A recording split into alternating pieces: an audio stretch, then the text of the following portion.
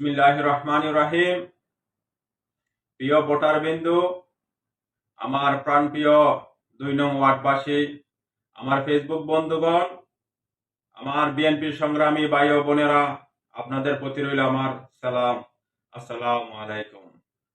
আজ আমি বলতে চাই না কে গরিবের চাল চুরি করেছে, কে ডাল চুরি করেছে।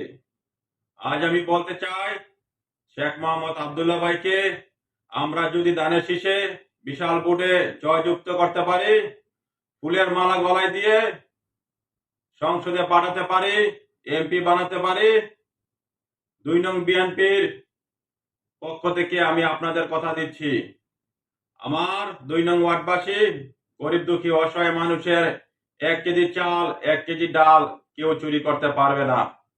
রাস্তার টাকা কেউ দুর্নীতি করতে পারবে না। আপনারা সবাই জানেন শেখ মোহাম্মদ আব্দুল্লাহ ভাই একজন অন্যতম ভালো মানুষ। তিনি একজন ধার্মিক মানুষ, তিনি একজন দানশীল মানুষ। তার টাকার কোনো অভাব নাই। তিনি আমাদের মাঝে নেতা হতে আসেন নাই, তিনি আমাদের মাঝে সেবক হওয়ার জন্য এসেছেন। আমাদের মাঝে সবসময় সেবায় নিয়োজিত থাকবেন।